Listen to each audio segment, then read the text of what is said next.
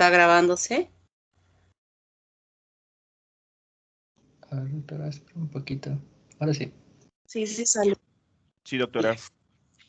Bueno, en realidad no hemos planificado hacer una clase inaugural como la que habíamos hecho el semestre pasado en embriología, porque creo que ya nos conocen. El equipo que trabajó en embriología va a seguir trabajando en microbiología. Se suma una doctora, la doctora Mariela, pero ya ustedes los conocen a los otros profesores con quienes hemos trabajado en embriología, ¿no? Entonces, realmente este curso es tan amplio, tan amplio, que por más que yo quiera reducir, que sí lo voy a hacer porque es demasiado, pero no significa que voy a decir las cosas puntuales, importantes, y ustedes tienen que leer su libro. Si ya tienen su libro, que se los he colgado en han podido ingresar ya a la página web donde dice sílabus y han podido sacar sus sílabus. Pero igual ahora lo tienen, yo ya se los había mencionado, qué sílabus íbamos, o qué libro íbamos a estudiar, perdón, el libro, y han visto que es súper amplio, ¿no? Y les pedí, eso es lo que yo estaba preguntando, ¿qué han hecho en las vacaciones? ¿Qué han hecho en las vacaciones? Nadie me ha dicho, he agarrado mi libro y he leído lo que usted nos dijo que leyésemos. O sea, no lo han hecho. Y era bueno que lo lean porque es una parte de introducción, una parte de cultura asociado a esta asignatura que vamos a hacer durante este semestre. ¿Ah? Entonces, no están los demás profesores, no van a estar presentes ahora en la reunión. Ustedes ya los conocen, saben cómo trabajamos. El equipo es, quiero dejar ya, ustedes saben que me voy muy pronto me voy a ir ya de la universidad, pero quiero dejar un equipo que piense igual que yo y que haga las cosas igual que yo, con un objetivo importante que son ustedes. Queremos que sean excelentes médicos, no solo en conocimiento, sino en el trato. Se los he colgado hace unos días en el Facebook, en el grupo de medicina, este texto que me gustó muchísimo, ¿no? O sea, sobre el tratamiento y el trato. Entonces, queremos que se formen integralmente en esta forma de ser de ustedes, con mucho conocimiento y con mucha humanidad, con mucha sensibilidad, con mucha humildad en el trato a sus pacientes. Y eso creo que el doctor Ricardo, Lisette, Roxana y Mariela han asumido con responsabilidad esto que se los voy transmitiendo, aparte de que ellos han sido mis alumnos, como ustedes también. La doctora Mariela no lo ha sido, pero los demás sí. Entonces, saben cómo pienso, saben cómo siento, y es lo único que quiero yo para ustedes realmente es que sean buenos médicos, sean integralmente en todos los componentes. Microbiología es una asignatura, yo pienso, no porque sea patóloga clínica, sino porque realmente es lo que observamos, y ustedes pueden preguntar a sus amigos, compañeros, y es lo que observan en la vida, y es lo que podemos observar en este momento. Fíjense, estamos viviendo una situación tan complicada, tan difícil, sin resolución, sin ni siquiera poder decir a fin de año va a terminar esto. No tenemos la menor idea, no la tenemos. Ya es un año que ha pasado y un año que está empezando, que ya vamos por los 3 meses casi completos, donde seguimos en una situación tan difícil que no se puede resolver hasta ahora, en un año, que no se pueda dar una solución a esta situación, que ya se haga efectiva y se corte, producida por un microorganismo. Fíjense la importancia de la microbiología cuando sabemos y asumimos que estos microorganismos, sean virus, bacterias, hongos y parásitos, son en realidad un grupo de seres vivos que tienen tanta capacidad de ocasionar daño, y lo hacen en el porcentaje mayor de las enfermedades que sufrimos a lo largo de nuestra vida, desde que nacemos hasta que morimos. ¿Quién me va a decir que de chiquito, si pregunta a su mamá, no ha tenido diarreas, no ha tenido infecciones urinarias, no ha tenido problemas respiratorios? Y luego, ¿qué ha pasado? Diríamos, la mayor incidencia de estas infecciones cuando se es bebé, cuando se es escolar, cuando todavía está en el colegio, pasa a una edad que la que ustedes están teniendo, y tampoco me van a decir, no, ya ahora este tipo de enfermedades se acabaron conmigo, ya no las tengo, ya desaparecieron. No, seguimos. Y pasa el viejito, ese viejito que se va a morir, el abuelito que se va a morir. Quitemos esta situación de la pandemia y extrapolémonos a una situación que siempre sucedió. Y en esa situación que siempre sucedió, la causa de muerte de estos viejitos, el porcentaje mayor es que han muerto por alguna infección que no pudo ser controlada. Entonces, el causante más importante por la frecuencia que ocasionan las enfermedades son las enfermedades infecciosas y los causantes son estos microorganismos. Y es el conocimiento de ellos, bien, con todo cómo qué tiene para dañar, cómo podemos atacar, etcétera, etcétera. Ese conocimiento es el que nos va a servir para que podamos vencer a estos microorganismos. ¿Se dan cuenta? O sea, si yo pongo en un 100% todas las enfermedades vistas por todas las especialidades, es ese porcentaje enorme, yo les aseguro, ni siquiera un 50, un 60% de las enfermedades que padecemos todas las personas a lo largo de la vida son producidas por las infecciones, por estos microorganismos que producen enfermedades infecciosas. Entonces, siendo así, porque tal vez de esto van a vivir, el tratar problemas infecciosos, es que quiero inculcarles a ustedes la responsabilidad de estudiar bien, de estudiar cada uno de los microorganismos que vamos a aprenderlos bien, porque ese conocimiento va a servir después. Y me lo dicen, no es que me lo digan solamente, sino es la experiencia, como les decía, pero los chicos que pasan me dicen, doctora, realmente todo es enfermedades, todo este curso que usted nos dio es tan importante para todo, porque en todas, aún hablando de enfermedades infecciosas, que podríamos estar diciendo que es el infectólogo el que trata esto. No, en todas las especialidades se presentan enfermedades infecciosas. Cardiólogo. Ah, no, el cardiólogo solamente va a ver que haya hipertensión, que haya una valva que esté dañada, etc. No. El estreptococo produce una infección una enfermedad que se llama fiebre reumática, que creo que lo hemos comentado, que en algún momento que explicaba embriología le decía, miren cómo se dañan las valvas o cómo se alteran las valvas en el desarrollo, y hemos hablado de estenosis, hemos hablado de insuficiencia. Eso mismo, sin que haya nacido con ese problema, esta bacteria puede ocasionar en la persona a través de esta bacteria, que se llama la enfermedad fiebre reumática. O puede ser que el paciente pueda tener una endocarditis bacteriana, o puede ser que tenga una miocarditis. Fíjense, el COVID, este virus, el coronavirus, produce un daño a nivel cardíaco, si es que ahora van a interesarse más en leer, que produce una miocarditis. El reumatólogo no solamente es artritis reumatoidea o lupus, hay infecciones, bacterias que pueden ocasionar las artritis. El pediatra, ya ni que se diga, ¿no? Ustedes me dicen una especialidad, yo les digo, allí también va a haber infección. Entonces, no es que simplemente esto lo va a ver el infectólogo o el internista, que es el que ve todo, no. Lo ve cualquier especialista. Tiene que saber y conocer y todavía identificar, porque por ejemplo, hay enfermedades o manifestaciones clínicas como por ejemplo una queratitis, un problema del ojo, y es producida por una bacteria. Y es el oftalmólogo que, si no supiese que existe una bacteria que puede ocasionar eso, podría estar tratando como algo que no fuese.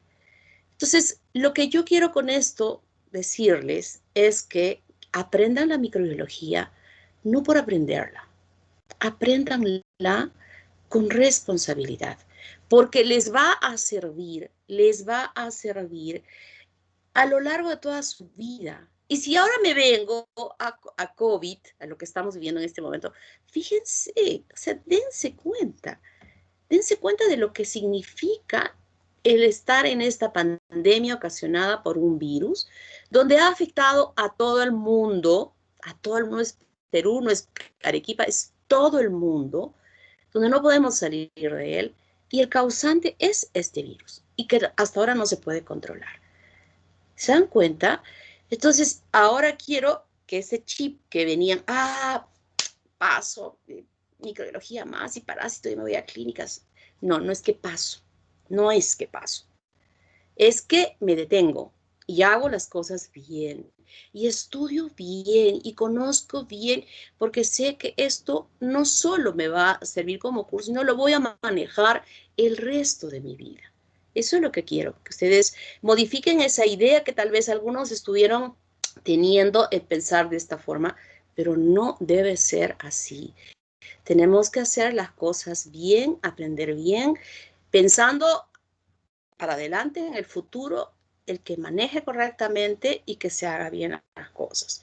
Y están implicadas todos los microorganismos. Cuando todavía hacíamos clases, yo les comentaba de un amigo mío que es compañero de promoción, que se fue a Chile y hizo su vida en Chile y trabajó en Chile y que se infectó con el COVID. No ha fallecido, está grave, está haciendo una septicemia por una bacteria que la vamos a estudiar que se llama Pseudomonas, que es terriblemente agresiva y aparte que es agresiva, es muy resistente a las terapias antimicrobianas. Chile se supone que tiene un nivel de salud, un estado de salud mucho mejor que el nuestro. Sin embargo, fíjense, no pueden manejar a mi amigo hace algunos días, una semana o menos. Ya incluso se hizo una misa pensando que se iba, de verdad. Toda mi promoción y todos sus amigos, toda su familia deben estar orando permanentemente. Estamos ahí y de pronto él ha empezado a establecerse y ya no a desmejorar. No sabemos en este momento en qué condición está, pero ¿cuántos meses está con esto? Ya lo han desentubado, o sea, ya no está con el tubo acá, está con traqueostomía. En algún momento se conectó con sus familiares, no podía hablar, pero al menos se miraban y estaba conectado. Y otra vez ha recaído por esta bacteria. Ni siquiera el COVID. Ustedes saben que se suma la situación de la traqueostomía, la situación de la intubación. Estas son condiciones para que fácilmente una persona pueda agregar una infección bacteriana. Y eso es lo que le está pasando a mi amigo, que de verdad que si se recupera mi amigo es un milagro. Es un milagro por todas las oraciones que nosotros permanentemente estamos haciendo por él. Entonces, fíjense, esto nos ha tocado, nos toca. ¿Cuántas personas de su entorno habrán estado sufriendo la misma situación e incluso algunos habrán fallecido? Y el agente es este virus que no nos deja y por lo que yo veo, honestamente, ni siquiera el 2021 nos va a dejar, diríamos en esta forma, ¿no? Porque de quedarse se va a quedar. Ya es una enfermedad endémica. ¿Qué significa? Que siempre va a estar acá, que siempre vamos a tener que aprender a vivir con ella. Pero en estas condiciones tan agresivas, yo creo que no vamos a terminar de decir ya más o menos lo tenemos controlado el 2021, se los aseguro. Con el comportamiento que vemos que actúan las personas, este virus no va a desaparecer el 2021. Que la necedad de las personas, donde vemos sin mascarilla, paseando por todo lado, etcétera, etcétera, etcétera, esas condiciones no van a permitir que este virus desaparezca. Entonces, se dan cuenta la importancia de lo que vamos a empezar a estudiar ahora. Es algo sumamente especial, sumamente importante que asuman ustedes el rol de aprender bien para algo que les va a servir permanentemente. El año pasado, en el curso de microbiología que yo había enseñado, la secuencia del curso es bacteriología, virología y micología. Pero la situación tan complicada que se presentó y tan novedosa, yo había cambiado la virología adelante y después la bacteriología. Pero este año he pensado que vamos a seguir la secuencia normal, porque diríamos, como que las gradas van subiendo de esta forma y que es la forma más correcta, porque yo me había pasado de acá para acá arriba, ¿no? Pero ahora he decidido que volvamos a subir los peldaños piso por piso para entender mejor la parte de la virología después. Todo lo demás en cuanto a evaluaciones van a ser similares a las que hemos tenido en embriología, es decir, 2 exámenes por fase, como evaluaciones continuas, en la parte teórica me refiero, 2 evaluaciones por fase, y luego su evaluación completa de la fase, y además las intervenciones, ¿no? Que ustedes tengan, que vayan a tener, que para mí eso es muy importante. Claro, una intervención rapidita, ¿no? Que yo pregunto y me responden. No que yo pregunto y a los 2 minutos me vayan a responder después de haber visto sus instrumentos digitales, que ustedes los manejan muy bien. No, ya no valdría eso, ¿no? De repente 2 o 3 por cada pregunta, pero que la respuesta sea así súper rápida, que ustedes han experimentado, quienes han tenido estas intervenciones, han experimentado que sus calificaciones se incrementaban también, ¿verdad? Entonces, súper atentos, súper presentes en la clase para poder responder las preguntas que yo pudiese hacer. Y en las prácticas, ya cada uno de los profesores les van a indicar cómo van a ser las calificaciones en las prácticas que vamos a llevar, ¿no? Todo es en las prácticas, todo es, tienen que permanecer en ella, no deben salirse de ella porque vamos a estar controlando eso. Por cada falta que tengan, menos 1 punto, por cada tardanza que llegue, vamos a tener una tolerancia de 15 minutos, menos 0.5. ¿No? Para nosotros es importante que estén presentes ahí porque si no, no van a aprender. Salvo que por alguna situación hagamos unas clases que no sean, digamos, presenciales o en el tiempo, sino en otro momento que les podamos poner un video o la clase grabada por alguna situación especial que pueda presentarse. No sé si hay algo más. Ustedes díganme, ¿alguna pregunta que quieran hacerme? Doctora, no nos aparece el sílabo. No te creo. A ver. Clic acá. Clic aquí. Clic aquí. Claro que te va a aparecer si está cerrado acá. Tampoco nos aparece el libro, doctora. ¿El libro? Ajá, tampoco nos aparece. En el sílabus aparece el libro. O sea, ustedes tienen que bajárselo. Yo no les he puesto aquí, por favor. No les he puesto. Visible. ¿Ahora sí? A ver. Todavía está cerrado esto. No, sí, doctora, aparece una pestaña que es sílabus y calendarización, pero aparece vacío. El módulo está vacío. Ahora aparece abierto. Ya está. Ahora sí. Y luego acá también. Y ahora vamos a poner... ¿Alguna otra pregunta, niños? Ahora sí, ¿verdad? Sí, doctora, aparece el sílabo y la calendarización. Y también la clase.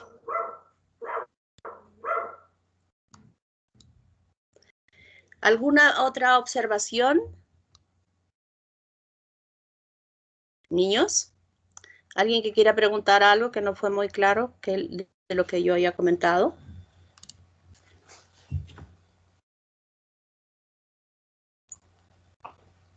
¿Todo está claro? Disculpe, doctora, Dime, sobre dime. los pasitos Sí. semanales. Los pasitos, cada 2 semanas. ¿Quieren semanales? ¿Quieren semanales? Pueden ser semanales, ¿eh? Porque es tanto lo que tengo que decirles. Ahora vamos a hacer la prueba, la primera fase para ver cómo van. Vamos a hacer dos evaluaciones continuas en teoría por la primera fase. Voy a ver, observar cómo están, entonces de pronto modifico para la segunda fase y la tercera fase. ¿Ok? ¿Está bien? Niños, ¿está bien? Sí, doctora, ¿los pasitos van a ser por Blackboard o por Moodle? No, por Moodle. Nada tomamos por Blackboard. ¿Ya? Por Moodle. Es más, Doctora. hemos estado en estas capacitaciones que hemos tenido, se nos ha dicho la mejor forma de evaluar en esta digitalización, en esta virtualidad, es el Moodle. Y yo comparto esa opinión Ya lo hemos estado usando el semestre pasado. No los han colocado las autoridades para evaluar, entonces vamos a usar el Moodle.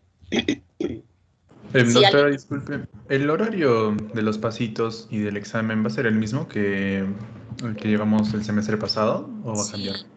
Sí. A ver, ¿por qué yo tomé, creo que se los comenté, por qué tomé la decisión de tomar en ese horario? Porque el primer examen que yo tomé en la virtualidad, lo tomé a las 11 de la mañana. Fue un fracaso total. Mitad de la clase empezó a decirme que no había podido entrar, que se le colgó el sistema, que se le que se le aquello. Entonces yo pasé a tomar el examen a las 6 de la mañana, que era perfecto porque nadie molestaba, ustedes empezaban sus clases a las 7, y luego empezaron a cortar la luz a esas horas en algunos sectores. Entonces, en la noche sí que no cortan la luz, siempre está presente. Y ustedes saben que no solo es los de la Católica están usando estas plataformas de comunicación, sino todo el mundo está trabajando a esta forma. Entonces, las 8 de la noche tampoco era una hora buena. Y podría ser que lo tomemos a las 10 de la noche para aquellos que tienen que descansar temprano. Además que el examen no se los tomo yo en la semana, se los tomo los fines de semana donde pueden estar tranquilos, ¿no? Esa es la razón, Carlos, que tomo esa hora. Y ustedes mismos deben tener la experiencia, si estos profesores les han estado tomando en esos horarios, han debido experimentar algunos problemas bastante complicados, cuando muchos alumnos dicen, no pude entrar, se me colgó, etcétera, etcétera. Es molestoso para nosotros eso, y asumo que para ustedes también, ¿no? Y es más, o sea, si es que, ¿a qué hora les toman los exámenes en los otros cursos? Niños. En la noche, doctora, también en las noches. 7, 10, por esas horas. En algunas reuniones que hemos tenido, compartimos experiencias de lo que estaba pasando en la virtualidad y yo les comenté esta situación. Entonces, todo el mundo dijo, efectivamente, he tenido problemas. Entonces, los profesores han estado asumiendo que el mejor horario para tomar sus exámenes eran esas horas, ¿no? Así no tenían ningún problema, el sistema corría más rápidamente, no se trababa, y de 40 que tenían problemas y ahora se reduce pues a 1 o a 2 chicos que a veces tienen algunos problemas. Bueno, creo que ya no hay ninguna pregunta más. ¿Alguna observación más? Doctora, disculpe. Sí. ¿Va a haber exposiciones? En el desarrollo de las prácticas. ¿Te refieres a eso? En el curso. Y ya. En el curso, lo que vamos a hacer en las prácticas es algo muy importante, que justo el día de antes de ayer de una reunión con los profesores, que vamos a explotar lo que son los casos clínicos.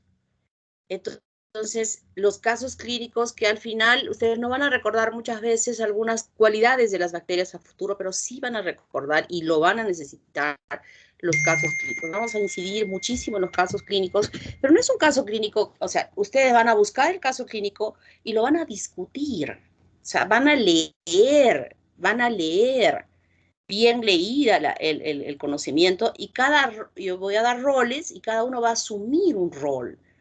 El rol de médico, de paciente, de radiólogo, de farmacólogo, el rol de todas las especialidades que puedan actuar en ese cuadro clínico. Y yo voy a evaluar eso, y es más, o sea, no es que, a mí me toque el otro mientras yo voy a ir leyendo, voy a estar repasando para que cuando me toque yo lo presente o los otros estén mirando, escuchando. No, al final de ese caso clínico vamos a poner una pruebita al final que va a ser nota de evaluación continua. Así es que todos tienen que estar pilas, atentos, no vamos a perder el tiempo en que algunas veces entran y después se salen, no están presentes. Tenemos que buscar la forma de que estén atentos. Creo que lo que yo mencioné al principio sobre la importancia de esta asignatura, creo que sí la han entendido, ¿verdad? Entonces hay que hacer las cosas bien hechas. Es como una presentación. Ya sus profesores de práctica, en la práctica les van a explicar cómo va a ser la metodología de esta esta parte de los casos clínicos que se van a venir, ¿no? En 2 semanas más o menos, donde ya voy a empezar yo a hablar específicamente sobre las bacterias. Ahora voy a empezar a hablar sobre el conocimiento de cómo son los microorganismos. Bueno, habiendo ya creo que explicado todo, habiendo puesto las cartas sobre la mesa, etcétera, etcétera, etcétera, vamos a empezar con la clase. ¿Alguien algo más que quieran preguntar? ¿Algo más? Doctora, buenos días. Buenos Disculpe, días. ¿el examen va a ser de libro o digamos va a ser libro y clases? Libro y clases. Ustedes saben cómo son mis evaluaciones, ya las conocen, ¿verdad? Libro y clase. En la clase yo no voy, es imposible que yo pueda abarcar todo lo que dice el libro, es absolutamente imposible. Entonces yo doy el esqueleto de ese conocimiento para que ustedes lo amplíen en su libro y yo voy a preguntar la ampliación y tal vez algo que no esté en su libro y que sí es algo nuevo que yo haya leído en otra información y que se los voy a alcanzar y se los voy a decir, como se los he dicho siempre, ¿no? Esto no está en su libro o esto dice así, pero es así. Entonces, eso es lo que quiero que estén, ambas cosas son importantes. A mí no me gusta que estén leyendo de apuntes, porque yo pregunto todo. Todo tienen que saber. Creo que ahora sí me permiten empezar. Sí, ¿verdad? Entonces vamos a empezar. Espérense que voy a quitar esto. Vamos a quitar esto.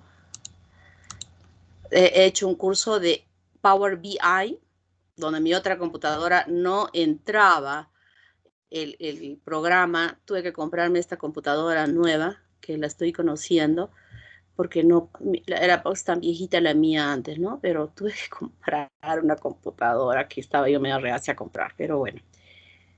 Ojalá que tenga sus beneficios.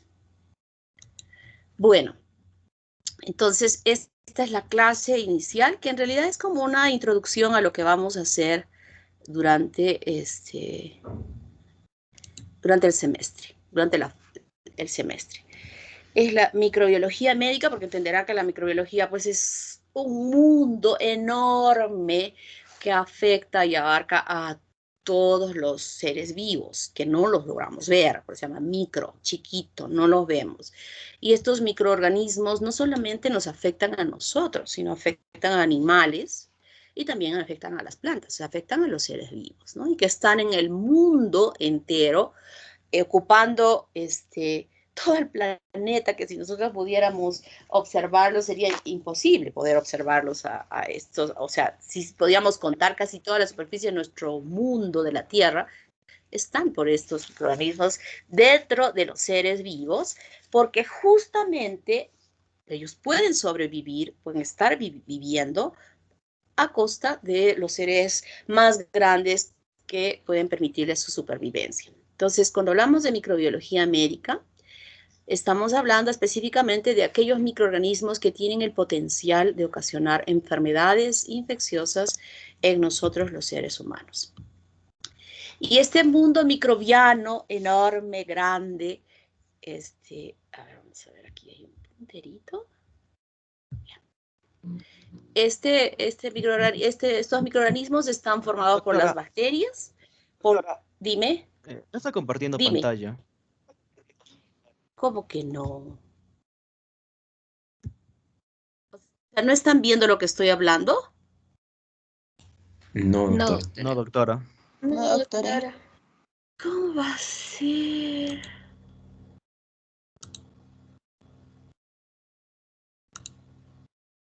¿Ahora? Ahora sí. Qué raro. Bueno. ¿Ahora sí ven? Ahora sí. Sí, ¿verdad? doctora.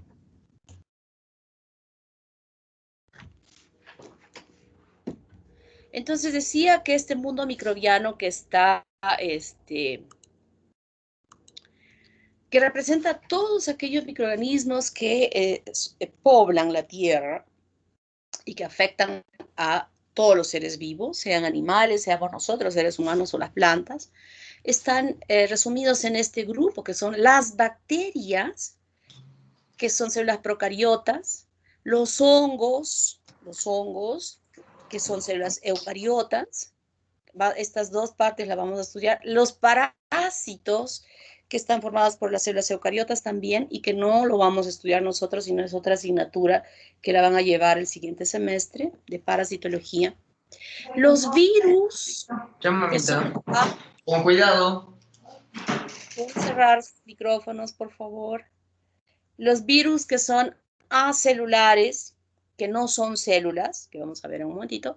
Los bacteriófagos, que son virus que infectan a las bacterias. Los priones, que son proteínas infectantes, no son ni células, no son ni virus, son proteínas infectantes. Estas proteínas infectantes son, por ejemplo, la enfermedad de las vacas locas. Los viroides, que son moléculas de ARN circular que no poseen cápside y que también podrían estar ocasionando problemas infecciosos. Entonces, este mundo microbiano está representado por estos microorganismos que algunos, en el caso de los parásitos, sí realmente pueden visualizarse a simple vista, o sea que no necesitamos de un microscopio para ver, por ejemplo, estos gusanos, el ascaris o la Taenia, Solium, Saginata, que miden metros de metros. Sus huevos, obviamente, sí son estructuras que necesitan observarse por la microscopía, pero los podemos ver enormes y grandes. Así como también hay parásitos que sí tenemos que necesitar de una microscopía para poder observarlos, porque a simple vista no los vamos a ver. Pero el resto de microorganismos sí los podemos visualizar con la microscopía óptica algunas veces, y algunas veces, como el caso de los virus, que tampoco nos sirve la microscopía óptica, sino nos va a servir la microscopía electrónica para poder visualizarlos, porque son estructuras tan pequeñitas que solo a través de ella pueden ver. Entonces, lo que vamos a estudiar en toda esta microbiología es este conocimiento histórico y conceptual de la microbiología, que yo les había pedido que lo lean en su libro, como una lectura de vacaciones, que parece ser que no lo han hecho porque nadie me ha dicho cuando preguntaba que hayan podido leer. Los criterios de clasificación de los seres vivos, la nomenclatura, la morfología, la estructura, la fisiología, el metabolismo y la genética de los microorganismos, que vamos a empezar haciendo la próxima semana. Los agentes físicos y químicos que actúan sobre las bacterias, impidiendo su crecimiento y propiciando su destrucción. Son agentes que se emplean, como por ejemplo, ahora estamos empleando el alcohol, el amonio cuaternario, con el propósito de destruir al virus y que no sea, que pueda tener la capacidad de infectar, ¿no?, sobre las superficies. Eso es lo que se emplea con estos agentes físicos o químicos. Los agentes antibacterianos, es decir, aquellos compuestos químicos que se utilizan para poder destruir a los microorganismos, y que obviamente no, en este caso hablamos incluso de que pueden tener diferentes presentaciones, como pueden ser las soluciones o las cremas que se aplican tópicamente, o aquellas medicaciones que ingresan a nuestro organismo, ya sea por vía oral o parenteral, y que tienen efectos específicos para en algún componente de la estructura de la bacteria poder destruirlos, ¿no? O en los casos de los virus, en qué secuencia de su metabolismo, de su formación, podrían ser afectados a través de estas medicaciones para poder destruirlos. La relación huésped-parásito, cómo es ese intercambio que existe entre el huésped y el parásito. Los mecanismos de defensa del huésped, inespecíficos y específicos o inmunitarios. Esto, por ejemplo, ya es un curso aparte que ustedes ya lo han estudiado, que lo han hecho en inmunología. Entonces, este conocimiento tampoco se los voy a dar, yo simplemente voy a hablar de las leucinas, de las citocinas, etcétera, etcétera, y ustedes ya están de las monocinas, cómo es estos mecanismos, quién aparece primero, quién aparece después, cómo se actúa. Eso ya no lo toco, ¿no? Simplemente nombraré y ustedes ya lo saben, ya lo conocen y van a poder aplicar a esto. toda la inmunología, ese curso que ustedes han estudiado, es tremendamente útil para entender toda la situación que vamos a estudiar en esta asignatura. Las reacciones antígeno-anticuerpo, esto también lo han hecho ustedes en inmunología, en sus prácticas, que podemos hacer un pequeño repaso tal vez en las presentaciones de los casos clínicos, pero ya es un conocimiento que ustedes ya lo tienen. La introducción a la epidemiología, la prevención o la profilaxis, situación tremendamente importante en este tipo de enfermedades infecciosas, tremendamente importante, ¿no? A través de este estudio de la epidemiología se ha podido determinar, por ejemplo, cómo es que nos infectamos con el virus del coronavirus, cómo es el mecanismo, por dónde ingresa este virus, cómo podemos evitar, y hemos llegado a la conclusión de que definitivamente la forma más importante de transmisión es a través de los aerosoles. Y por eso, para prevenir que no se puedan infectar, se han creado las mascarillas, cada vez estamos evolucionando con estas cepas que son mucho más efectivas, de ya no solo usar una mascarilla, sino usar 2 mascarillas, encima el protector facial de plástico, y no solo eso, sino hacerlo bien. Yo tengo una amiga, por ejemplo, que trabaja en la universidad, que es profesora de ustedes, o va a ser profesora de ustedes, donde me decía, Noemí, yo he actuado con tanta responsabilidad frente a esto, que he tenido que salir algunas veces, pero me ponía las mascarillas y me ponía otra mascarilla, incluso el protector facial.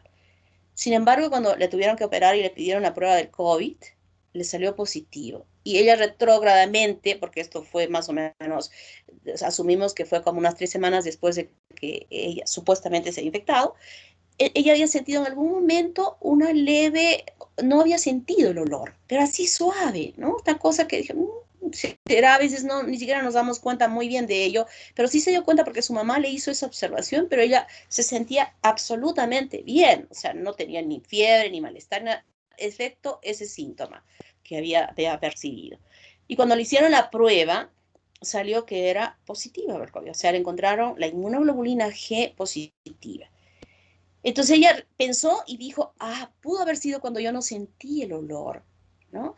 Y ella me dice, no puedo entender qué pasó, cómo, en qué momento, porque de verdad yo he sido sumamente cuidadosa. Y ella y me dice esto, fíjense, a veces de lo que uno conversa puede entender la situación. Este virus se mete por cualquier rendijita que pueda haber estado aperturada en mi mascarilla. Tal vez no presioné bien el fierrito sobre mi nariz, tal vez se metió por aquí, entré en un ambiente que había mucha carga viral porque ella había ido al banco y por alguna rendijita de mi mascarilla se metió el virus. Porque es la única vez, o sea, de lo que ella pensó retrógradamente cuando había podido infectarse, era esa situación. Entonces, cuando nos dicen en la televisión, haznos las recomendaciones y todo, y dicen, miren que esa mascarilla debe estar pegadita, es porque se está observando este tipo de situaciones. Y ese estudio de prevención es justamente la epidemiología. Conocer una enfermedad, saber cómo se puso, cómo estuvo la sintomatología, etcétera, de reconocer quién es y cómo puedo evitar que ese microorganismo pueda ocasionar una enfermedad. Fíjense qué importante es esto, porque la importancia no es de estar como todo esto de conocer, de curar, de resolver el problema infeccioso. No, todo lo que nosotros estudiamos, eso métanse en su cabeza, no estamos estudiando solamente para resolver el problema. Tenemos que aprender las cosas para prevenir, para evitar que se produzcan. Entonces, en este caso, ya hemos, por toda esta experiencia, la mascarilla doble, pero que la quirúrgica esté bien adherida a la cara y todavía la de tela, que presione aún más esta parte de posible ingreso por las fosas nasales o por la respiración, y luego el alcohol en gel para lavarse las manos, limpiarse permanentemente, etcétera, etcétera, etcétera. Entonces, cuando nosotros vemos en la calle a la gente sin mascarilla, con la mascarilla de barbero, con una mascarilla que está flotando en su cara, que no ajusta por ningún lado, digo yo, pregunto, ¿habrá la posibilidad de que esto se resuelva ya? ¿Habrá? Contéstenme. Chicos, ¿hay alguien que me pueda responder? Sí, dime. Personalmente yo creo que esas excepciones no va a volver las cosas. Ahora vamos a volver a una nueva normalidad. Todos vamos a seguir usando mascarilla, aunque incluso nosotros nos lleguemos a vacunar, esta costumbre y el miedo a contraer ciertas enfermedades virales va a seguir, lo cual considero que en parte es bueno porque va a reducir ciertas enfermedades virales y va a hacer que las personas sean más higiénicas y cuidadosas. Es verdad, es lo que tú dices es muy cierto. Yo pienso que en este momento las enfermedades infecciosas respiratorias que normalmente tenían una incidencia importante en el medio, en esta situación han disminuido, con toda certeza, con toda certeza. Pero a donde yo estoy queriendo enfocarme es que la gente no está haciendo, como yo he mencionado, de presionar, etcétera, etcétera. Entonces, con esa situación de un manejo no correcto en su protección, esto no va a desaparecer y se va a seguir manteniendo. Me refiero a este virus tan infectante que no es tanto así, por ejemplo, el virus de la influenza, una mascarilla protege, pero esta no, esta es tan infectante que se mete por las rendijitas a poder desarrollar una infección. Lo que tú dices es muy cierto y otra cosa que también creo que por esto mismo ha bajado son las enfermedades infecciosas digestivas. O sea, han bajado, han disminuido, ¿no? Porque la gente se está lavando, porque lava bien las verduras, porque esto definitivamente en forma indirecta está previniendo otro tipo de infecciones, pero no la que nos está llevando a la pandemia. Entonces, la microbiología médica va de esta general y que nosotros vamos a incluir en nuestra asignatura, que va a ser la bacteriología, la virología y la micología. La parasitología la estamos dejando para el curso de parasitología. Entonces, vamos a empezar nosotros con la bacteriología y luego estaremos pasando en la tercera fase a estudiar la virología y la micología. Entonces, la bacteriología estudia cada una de las especies bacterianas implicadas en patología humana, es decir, en desarrollar enfermedades infecciosas, agrupadas por familias o géneros bajo las diversas perspectivas que interesan a la microbiología médica, como son las características microbiológicas. ¿Qué significa esto? ¿Qué características tiene esa bacteria? ¿Cómo es estructuralmente la bacteria? ¿Tiene cápsula? ¿Es una bacteria gram positiva, gram negativa? ¿Qué toxinas produce? ¿Qué enzimas produce para ocasionar daño? Eso vamos a estudiar independientemente en cada una de ellas. Y esos elementos que tiene, ¿cómo desarrolla, cómo ocasiona el daño en el organismo? Actúa destruyendo a los tejidos, actúa, por ejemplo, en el caso del Vibrio cólera, que produce una toxina, como esta toxina se adhiere a la superficie de las células de los enterocitos y hace que esa célula bote agua y electrolitos y produzca una diarrea, ¿no? O sea, estas características, ¿cómo ocasiona el daño en el huésped? ¿Cómo se traduce ese daño en el cuadro clínico? Por ejemplo, si me refiero a Vibrio cólera, producirá una diarrea, vómitos y diarrea abundante y deshidratación, o sea, las características del cuadro clínico que son los síntomas y los signos. ¿Y cómo vamos a diagnosticar para saber quién es? Vamos a utilizar las heces de ese paciente donde identificaremos a ese microorganismo que está ocasionando ese cuadro clínico. Y entonces, de acuerdo a todo lo que estamos viendo acá, la epidemiología. ¿Cómo se infectó esta persona? Que se había comido un ceviche en una carretilla en el centro de la ciudad, ¿no? Y que produjo la diarrea. Y que, entonces, ¿cómo puedo hacer para que ya no se lleve a cabo este problema? Esa persona no debe comer en la calle, esa persona no debe comer algo crudo en esa situación complicada o debe lavar perfectamente bien, etcétera, etcétera. O sea, ¿cómo prevengo para que no se repita el cuadro clínico? El tratamiento en este caso va a ser rehidratación oral, muy donde estudiamos esta bacteria más adelante, vamos a ver pues que la deshidratación es tan severa que hay que rehidratar a ese paciente bajo situaciones bastante exigentes, diríamos, para poder recuperar ese paciente que viene con una presión de 40-0. Imagínense ya muriéndose por la deshidratación. Entonces, como resultado de este estudio epidemiológico, la prevención y control. En el caso de la epidemia que tuvimos del cólera, por ejemplo, en la radio decía permanentemente no tomar agua cruda, no comer verduras crudas, no esto, no aquello, y por la televisión y por la radio se decía, y miren qué impacto tan bueno se tuvo con esta información a la población que se pudo controlar y se controló. Se controló la infección y desapareció la epidemia, y desde entonces hasta hoy nunca más hemos vuelto a tener a esta bacteria, porque se desaparecieron todas las bacterias ocasionadas. Claro que yo tengo esa bacteria en el laboratorio, está ahí la cepa guardadita, que la usamos para mostrarles a ustedes cómo era, cómo se comportaba en el laboratorio, ¿no? Entonces, fíjense la importancia de la bacteriología que vamos a estudiar ahora. Aquí les muestro algunas bacterias, por ejemplo, la Neisseria gonorrhoeae, que se produce la gonorrea, que estas celulitas que ustedes ven aquí son los leucocitos. Este es un estudio de un frotis uretral de un varón que está infectado, y donde vemos con la coloración de Gram estos puntitos rojos que ustedes ven acá. Esta es la Neisseria. Son diplococos Gram negativos. Estas son los leucocitos. Aquí tenemos otra muestra biológica. Muestra biológica es aquel compuesto que obtenemos del cuerpo que está produciendo infección. Por ejemplo, puede ser un esputo, puede ser una diarrea. Y cuando yo digo muestra biológica, ¿por qué digo muestra biológica en esta imagen? Porque estoy viendo al fondo células, que son los leucocitos que acompañan a una infección, ¿no? Y aquí está el estreptococo, que es una cadena de cocos.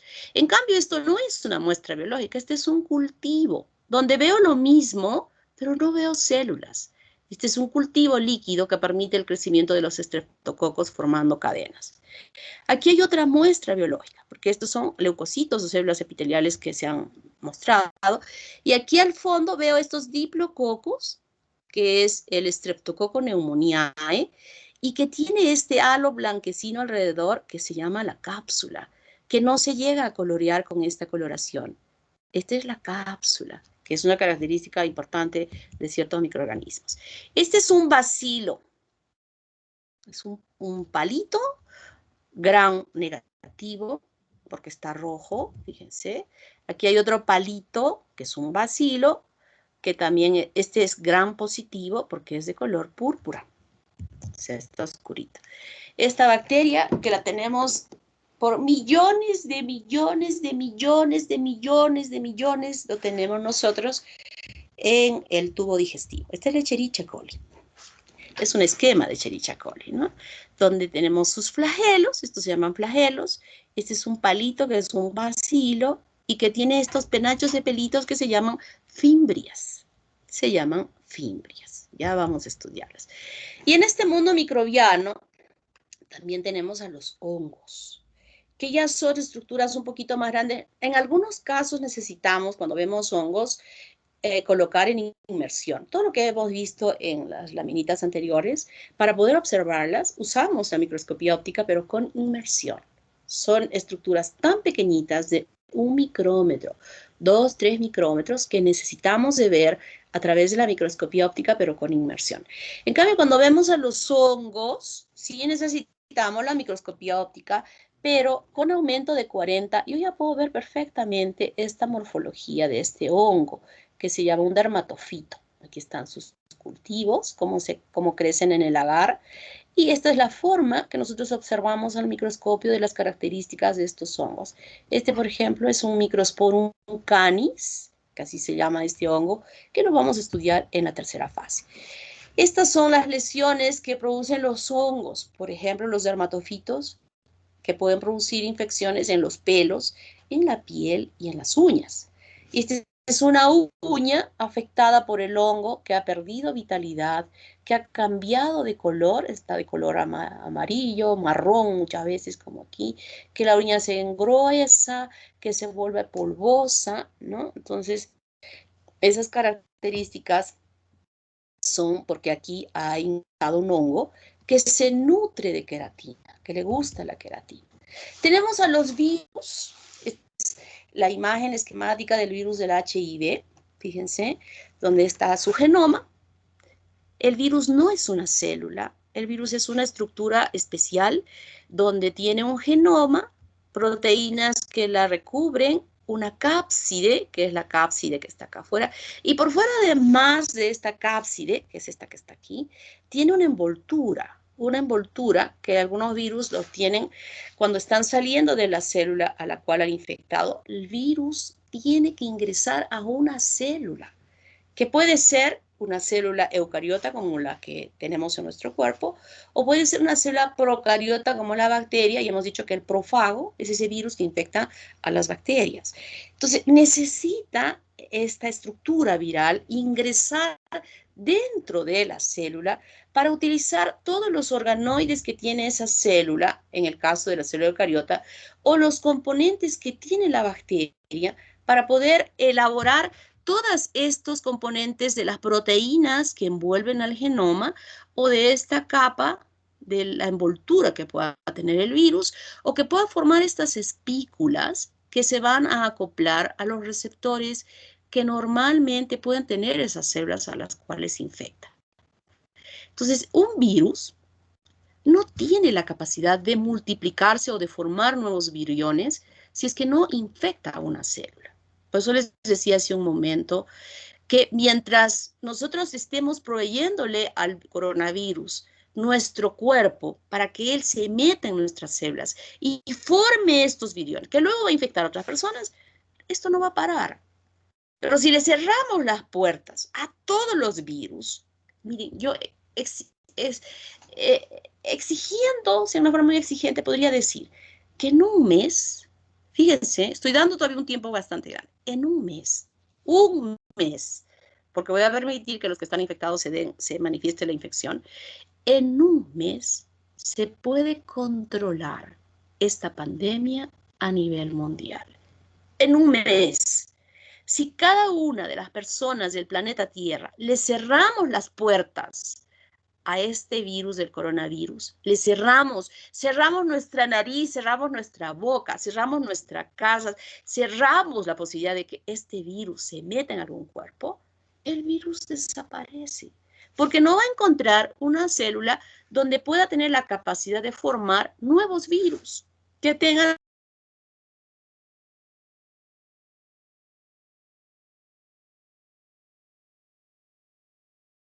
entreabierta, no va a ser posible que esta desaparezca. ¿Me están escuchando, chicos? Creo que se cortó por un instante, doctora. Un ratito, doctora.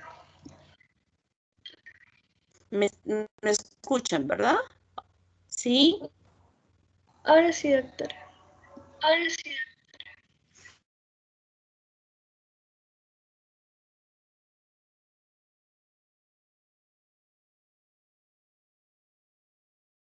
Sí sola pueda, que por sí sola, ups, se me fue, creo. ¿Se fue, niños? Un ratito, doctora. Sí, doctora, sufre un pequeño corte. Un pequeñito, ¿verdad? Bueno. Caray. Bueno, vamos a seguir. Es lo que les digo, que si nosotros cerrásemos este bendito virus, bueno, todos los virus en realidad no tendrían la posibilidad de sobrevivir, mientras nosotros no le proveamos todo lo necesario para que el virus pueda desarrollarse con facilidad. Luego tenemos a los parásitos, por ejemplo, el oxiuros, que normalmente su hábitat es el colon, y que sale en las noches a depositar sus huevecillos alrededor del ano, provocando prurito en ese lugar. Los niños infectados con este se andan rascando el popó y se rascan y en sus uñitas van sacando los huevitos que cogen el pan de su compañero en el colegio y el niñito come su pan con los huevitos y se va volviendo a infectar, ¿no? Esto lo van a estudiar igual que en este caso de la hidatidosis producida por no es que el perro lo produzca, ¿no? El perro se ha infectado al consumir el pulmón o el hígado de una vaca o un cordero infectado.